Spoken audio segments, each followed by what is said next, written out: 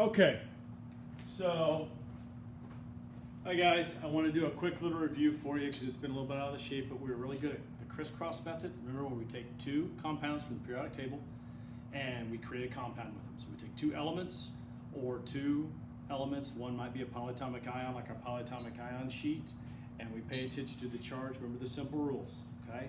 First things first, write them out. Cation and anion, canton and anion, the first, second element. Drop the charge, that plus or minus, crisscross them down, okay? All right, then we see, do we need to reduce? All right, and then do we need parentheses, okay? So you had all the answers to this in the key, and we went through all this together, but I just wanted to, with the answers, and you have this in your possession, right? You guys did a really, really good job with this, but I just wanted to go over just 2 or 3 examples to refresh that, those simple rules, okay? First things first, like I said. Sodium, see right here, sodium has a plus charge, say it's +1. Sulfur has a -2 charge. You know this also from your periodic table. You always can look at the periodic table to make sure you know where those charges go, all right? So in this particular case, if this is, like I said, we already have the answer, and this is sodium plus, and this is sulfur 2 minus, and we want to make this compound here. How we got that?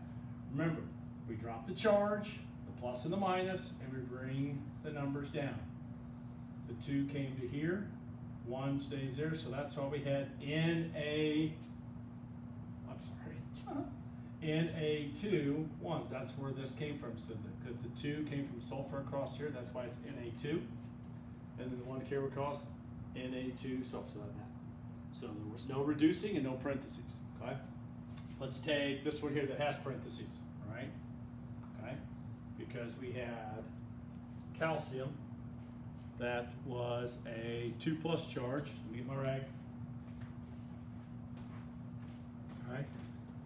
We have this right here. Okay? So we have calcium, which is a 2+ charge. Okay? And then we had our first polyatomic ion, OH, hydroxide. OH was a negative. Okay? We drop the charge, like we said, first rule. Drag it down, drag it down.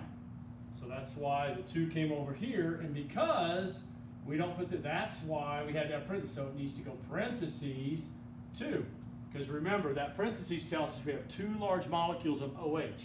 That's why we wrote it as Ca parentheses OH2. Okay? So review on that. Okay? All right, let's take one where we had to reduce the fraction. Let's see what's a good one here. 2 and 2. Okay, let's take this one right here.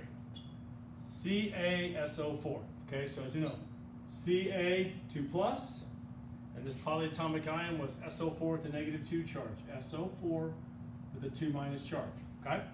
So we dropped that charge, minus and plus, and we brought the 2's down both ways. So technically it looked like this, right? 2, and it would have been like this, right? But first thing we did there is with the 2's down and 2's down, then we asked that next rule. Do we reduce? Yes, 2 can reduce down to 1 and 1.